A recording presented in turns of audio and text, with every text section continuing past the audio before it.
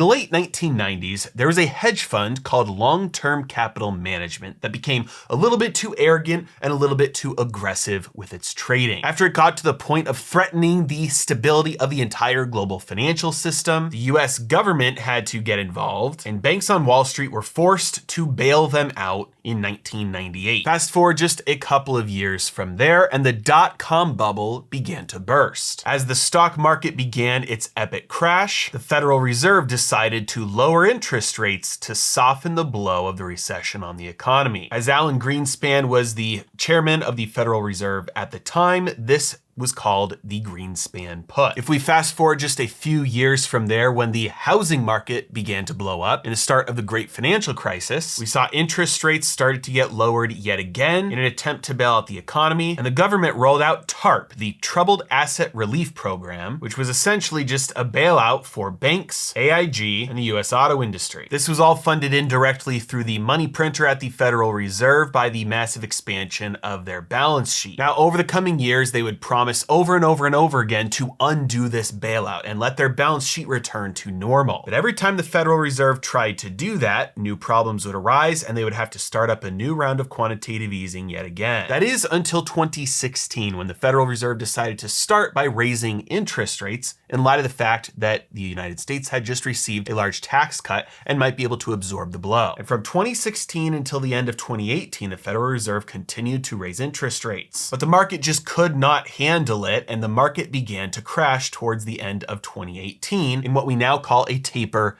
tantrum. As a result of the market starting to fall apart, the Federal Reserve stopped raising interest rates in what some now call the Powell pivot. But that wasn't enough, because just a few months later, in September of 2019, the repo market blew up. At this point, that meant the Federal Reserve would have to stop letting its balance sheet decline, and it restarted quantitative easing yet again in order to bail out the repo market. And just a few short months later, starting in February of 2020, the entire economy started to collapse all around the world as people started to become concerned about a global pandemic and the government's responses to it. As a result, the largest round of QE that we've seen to date started happening in 2020 with a massive trillions of dollars worth of expansion of the Federal Reserve's balance sheet, and of course, pegging interest rates to zero yet again. But instead of just a bailout for the banks and the large corporations, this was also a bailout for everybody, with stimulus checks, tax credits, injecting money into the economy everywhere they could. But we know how that story ended, with the official rate of inflation reading a multi-decade high of 9.1%, with many third-party readings of inflation coming in much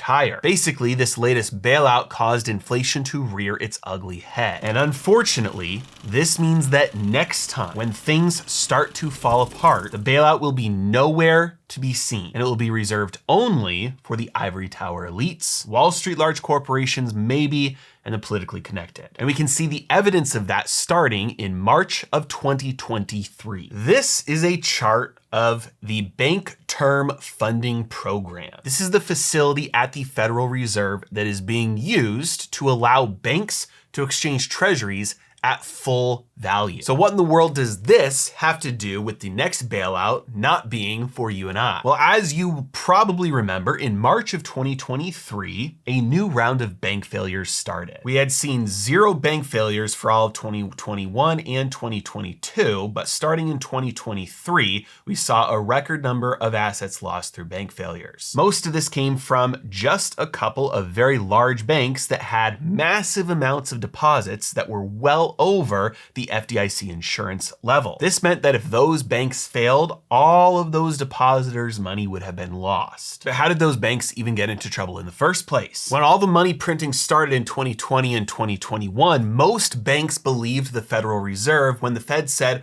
we're not going to raise interest rates. We're not even thinking about raising interest rates. So when interest rates were at rock bottom low levels, most banks started loading up on US Treasuries at record low interest rates. But inflation came right around the corner, which meant that the Fed couldn't leave interest rates at zero. They had to start raising interest rates very soon to fight inflation. And raise interest rates they did, with the 10-year US Treasury going from 0.5% in 2020 all the way up to 5% in 2023. Because the price of bonds and the yield on bonds are inversely correlated, this meant that all of the bonds that banks had bought during 2020, 2021, and 2022 were now severely underwater, many of them trading at 50 cents on the dollar. That meant that if any of the depositors at those banks decided to withdraw their funds, it could get to the point where the bank just simply couldn't sell enough assets to meet all the withdrawals. Now, that's exactly what led to these banks failing and the creation of the Bank Term Funding Program. This Bank Term Funding Program is the facility the Fed uses to allow banks to unload treasuries to them at full price. And we're going to get into exactly how this Bank Term Funding Program works and why it's a bailout both for the banks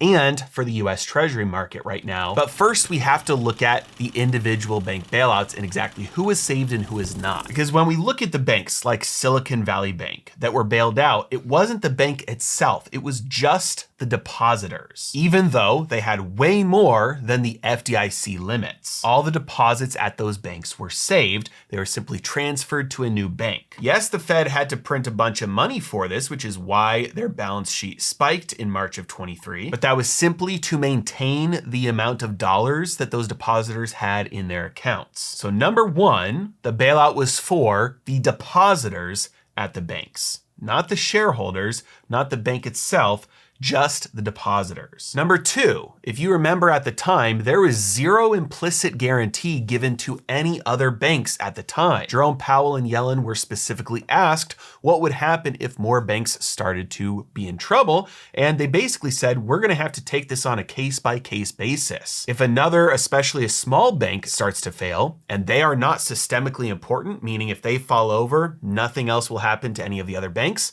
we're gonna have to let them fail. This means that starting in 2023, there was a new precedent set for who and when and how bailouts would happen. We have now deviated from the prior progression of larger bailouts that are for everybody. Starting in March of 2023, bailouts are extremely isolated with a scalpel-like approach to make sure only what is intended receives the bailout and nobody else. And this is where the Bank Term Funding Program comes in, because the Bank Term Funding Program is a facility that allows for the stealth bailout of both large banks, not small ones, and the US Treasury market, but not other bond markets like corporate bond markets. But first, word from today's sponsor, one of my favorite companies to work with, OneGold. OneGold is very simply one of the most cost-effective ways to get your fiat cash turned into precious metals. If you take a look at their premiums on gold and silver and platinum, you can see that they're $16, $50, and $35 respectively. Let's see how this compares to competitors. As of the time of this recording, the spot price of gold is $1,980, but a 1 ounce American Eagle will run you $2,090. That's a $110 premium over spot, which is a lot more expensive than $16 over spot. Now let's take a look at silver, which is currently $23.58 per ounce. Right now, you can get American Silver Eagles for $29.77 an ounce. That's a premium of $6 over spot. I don't know about you, but I like 48 cents over spot a lot more. And what about platinum? Right now, you can get a 1 ounce platinum coin for $1,036, which is almost $100 over spot. I don't know about you, but I like $35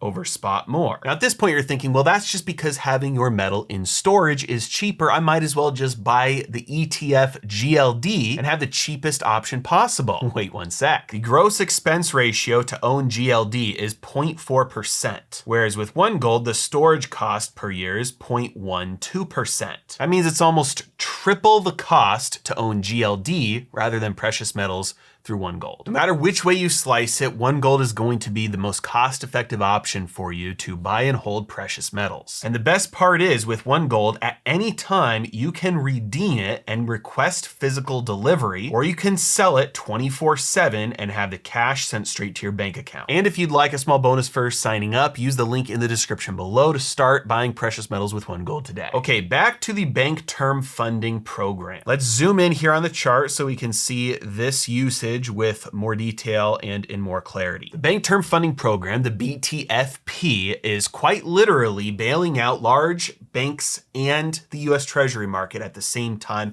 I'm going to show you how. Imagine with me that the year is 2006, 2007. You've just purchased a home for $500,000 and you took out a loan for $500,000 in order to do so. Fast forward 6 months, a year, and the home is now worth $250,000. How much do you owe on that home? That's right, $500,000. Just because the value of the collateral, the asset, went down doesn't mean the amount you owe changes. Now, at this point, if the bank came to you and said, you owe all the money back, give us the $500,000 right now, you'd have to sell the house for $250,000, give the $250,000 to the bank, and you'd have nothing left over to meet everything else that they're requesting back. It's vital to understand that this is the exact situation that every bank in the United States is in right now. When the bank takes your dollar, you are a lender to the bank. You are a creditor. They owe you that dollar back. They turn around and they buy an asset, usually a US Treasury. All of the treasuries they bought during 2020 and 2021 are now underwater because rates are so much higher. This means that when depositors go to ask for their money back and the banks have to sell everything they own, they can't produce enough cash to meet all the withdrawal requests. Even though it's the world's best collateral, the safest financial asset in the world, the US Treasury, they're underwater. The Bank Term Funding Program allows banks to turn to the Fed and sell those treasuries to the Fed at full price. That'd be like you with your $500,000 loan and your house that you bought for $500,000 but is now worth $250,000. That'd be like you turning to the Federal Reserve and selling your house to the Federal Reserve for $500,000, even though if you sold it to anybody else, you could only get $250,000. One caveat with this is that you have to promise you'll buy it back in 1 year. So we'll see how that goes when the time comes. But the Bank Term Funding Program is designed to be temporary so banks can have that place to sell their treasuries to at full price and not have to sell them on the open market at a lower price, the real market value. So number one, this is bailing out large banks because it's the large banks that have US Treasuries. A lot of the small banks have a lot of other debt, especially like regional banks, banks that have a lot of commercial real estate debt exposure. So this is primarily going to be something that is going to benefit the large banks, but also any small banks who primarily have US Treasuries as well. But number two, this is also bailing out the US Treasury market because if those banks were forced to sell that $100 billion plus of US Treasuries onto the open market, there's no buyers for treasuries right now. Interest rates would be way higher than they are right now. And considering the domino effect of if one bank has to sell all their treasuries, it makes all the other treasuries worth a lot less. And those banks might be forced to sell some of them to raise some cash. And you get that snowball effect of everybody selling because the price is crashing. And that makes the price crash even more. Who knows where the treasury market could be right now? So this one little innocuous facility holding only $113 billion worth of assets at the Fed has very simply bailed out both banks and the US Treasury market by allowing banks to sell treasuries at full price to the Fed and not have to dump them on the open market where there's no buyers. We are seeing for our eyes unfold a very scalpel-like approach, a new phase to bailouts. Any area that is deemed systemically important, meaning if this goes down, it could take everything else out with it, that will get a bailout. And they will do everything in their power to make sure that bailout doesn't spread to anywhere else. So starting in March of 2023, it was the banks that are starting to need this isolated bailout. But at some point soon, we don't know when, we just know that it will happen at some point, the federal government will need the same approach. We have embarked on the next phase of the 40-year economic cycle. For 40 years, from 1940 through 1980, interest rates and inflation were rising. They peaked, and then from 1980 for the next 40 years until until 2020, interest rates and inflation both fell. Interest rates really can't go beneath zero, at least for any length of time, and we have turned that corner and interest rates are headed higher yet again. This is because the US debt to GDP is 120%, where it hasn't been since World War II. The only difference is this time there's no war that we can just stop, bring the troops home, and stop borrowing and spending so much money on. There's too much political gridlock, and it's too much of political suicide for anybody to dramatically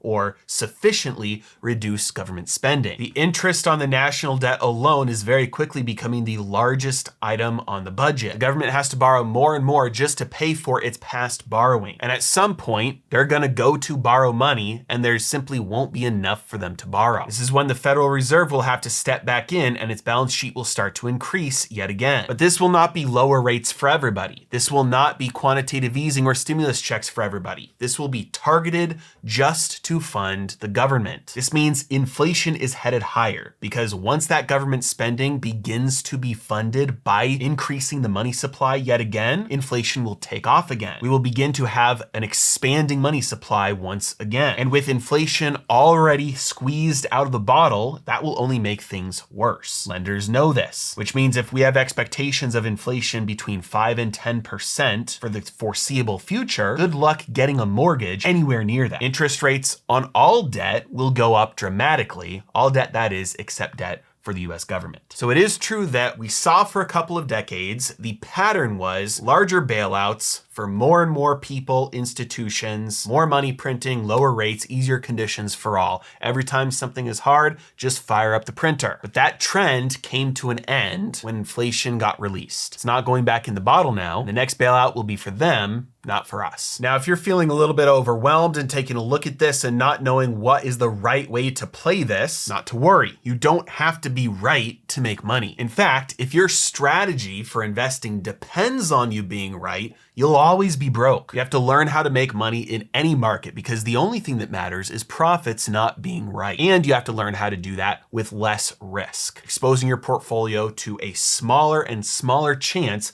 of losing large amounts. And if you don't know how to do this, don't worry. I have a sale going on just for you for Heresy Financial University for Black Friday through Cyber Monday. Normally it's $99 per month, but if you sign up for the annual plan, you basically get 2 months free. But on top of that, if you use code Thanksgiving, which is good through Cyber Monday, it will give you the annual plan for half off, which means you get an entire year of Heresy Financial University for less than half the price of what it would cost on the monthly plan. This deal expires Cyber Monday, so sign up using the link in the description below. As always, thanks so much for watching. Have a great day.